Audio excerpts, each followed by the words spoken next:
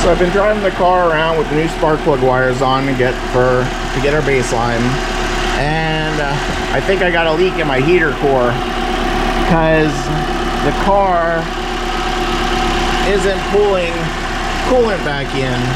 I don't see it leaking anywhere else. No puddles or anything under the car, and when you turn the heat on, you get that sweet smell of antifreeze.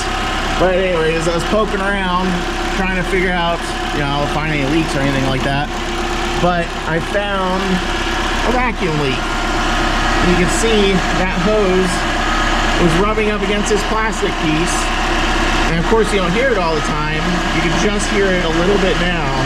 But if you move this, you can hear it. So this hose, rubber hose, vibrated against this plastic piece. And as I was saying before the battery died, it took 19 years for this rubber hose to vibrate through that plastic hose.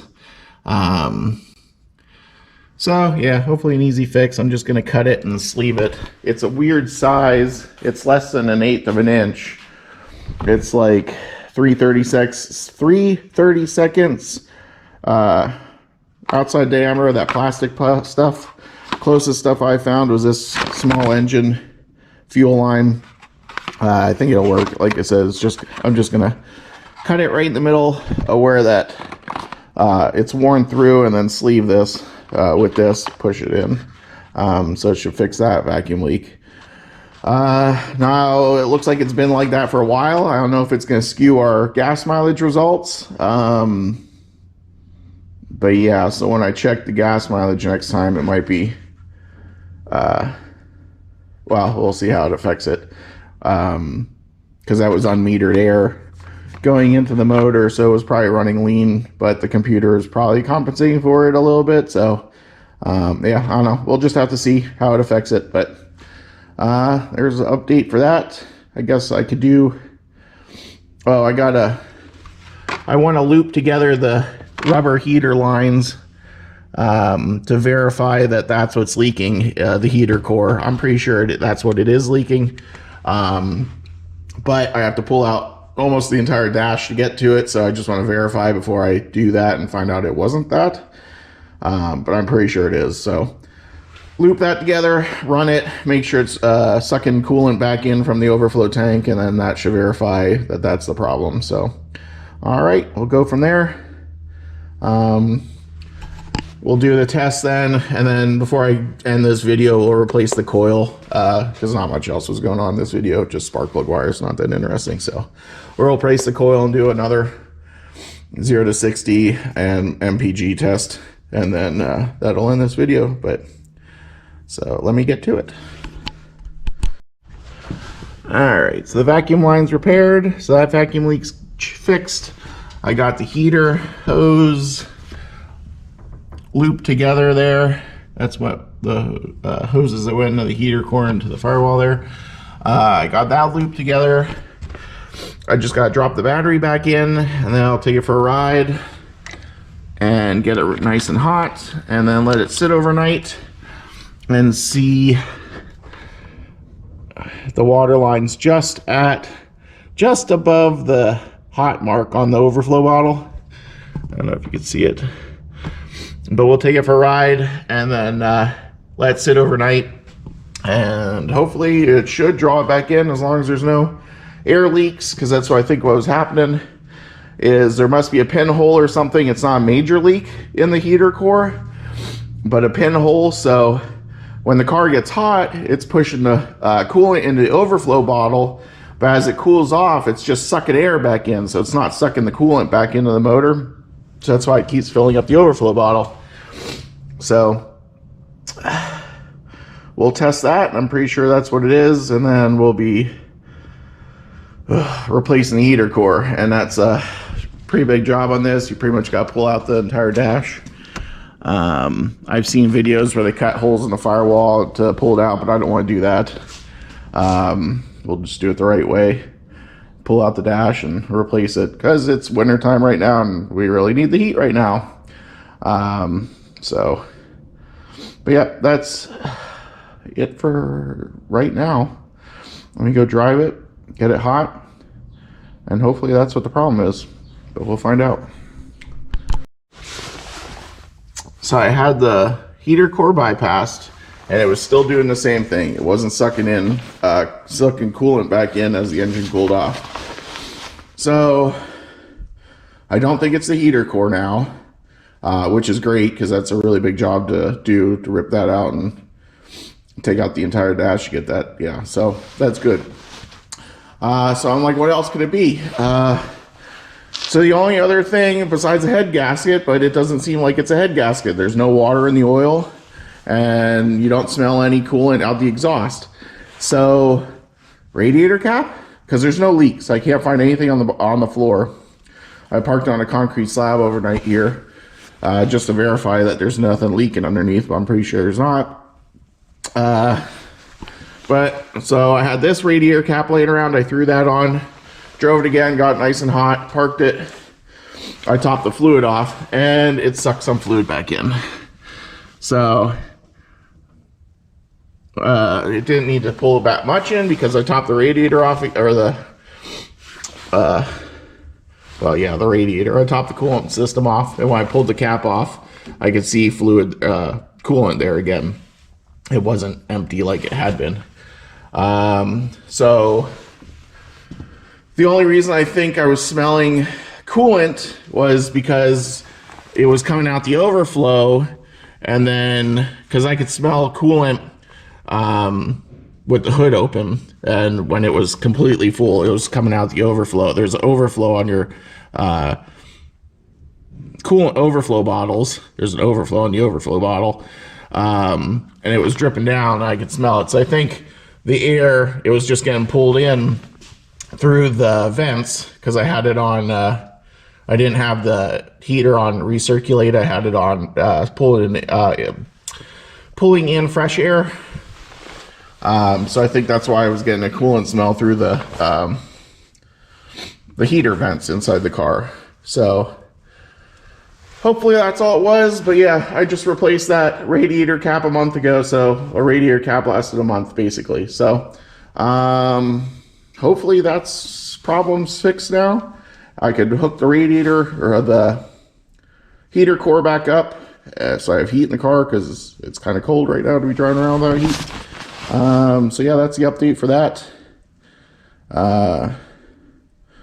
We still got to do our 0 to 60 test with the new spark plug wires, and then we'll switch out the coil. I have an MSD coil we'll stick on there and see if we get any more performance out of it instead of the original. This is the original coil that the car came with, so it's 19 years old. Hopefully the MSD one's a little bit hotter, so we'll see if we get any more performance out of that. And then we're pretty much done with the ignition system, and then we could turn our attention to either the intake or the exhaust or something like that, but we'll go from there. Temperature dropped a couple degrees. I had to put some air in the tires, but we're headed off to the gas station now. We're going to top off the gas tank, reset the trip odometer, and then we'll do our fuel economy circle. And then I got the Draggy with me. I'll do some 0 to 60 times with this is the test with the spark plug wires, and we'll see if those improve anything. I really don't think just the spark plug wires will improve fuel economy at all, so we'll see. So it's colder out, and I got stuck behind a truck on the way back, but we did 38.9 miles, and it took 0.985 a gallon, and we averaged 39.5 miles a gallon. So down quite a bit. I think we were, what, 40 last time? I have to check the chart, but it's colder, and I hit a lot more traffic, so I don't know. Some of that's going to be a factor. So let's go do 0 to 60 tests now. Alright, so I just got 3 runs in. That 742 seems awful fast, but it didn't verify it. But we'll average them together, and that's what's going to be our new times.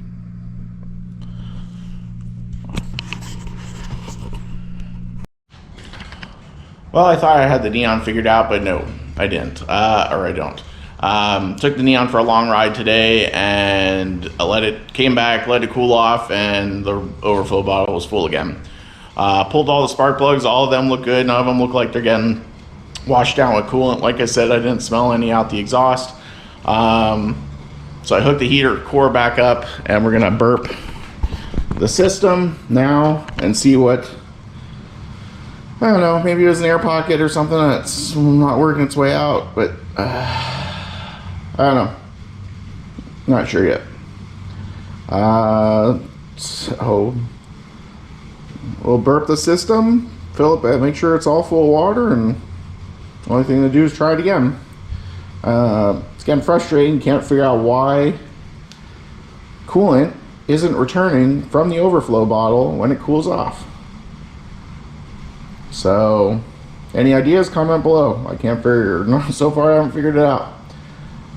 So yeah, I'm going to do that now, and we'll take it for a ride tomorrow, and do the same thing, let it cool off, and see if it sucks cooling back in. If it doesn't, well, this wasn't the problem either. So, we'll see. There we go. It's coming up and up, and then all of a sudden, the thermostat must have opened because a bunch of bubbles came out, and it started sucking fluid in. So, hopefully it stops now. Now that I was waiting for bubbles and I want it to stop. I know that it's completely full. Oh. It might be pretty close, so just waiting for the fan to kick on, and then I'll call it good, as long as there's no more bubbles. Alright, it's been several minutes and it stopped bubbling, so I think I'm going to shut her down. I'm going to leave the funnel attached and let it pull the coolant back in, let it cool off overnight, and then tomorrow I'll fill the overflow tank to the add line and then go take it for a ride and see if it pulls coolant back in once it cools off again. Hopefully quite a bit of air came out. Most of that was probably from the heater being disconnected, but hopefully, I mean, it lasted a while. It was bubbling for a while, so hopefully there were some air pockets in the head or something, and hopefully they finally worked their way out. So but we won't know till I take it for a ride tomorrow after it cools off. So, more tomorrow. Alright, we're going to wrap up the ignition system with a new coil. We're going to replace the original OEM coil with this MSD unit. Supposedly it has a higher voltage spark than the original one. And then that's pretty much it for our ignition system. And then we'll move on to either the intake or the exhaust. I haven't decided yet. But yeah, after I install this, we'll run it my 150 miles or so, and then we'll rerun the mile per gallon tests, and then 0 to 60 times again. And then that should wrap up the ignition system. Well, this video is not ending the way that I wanted it to. But I took the car for a 2-hour drive, and it just keeps pushing coolant out through the overflow bottle. Got back, and the overflow bottle is full already, so it's the head gasket. So we're going to have to replace it.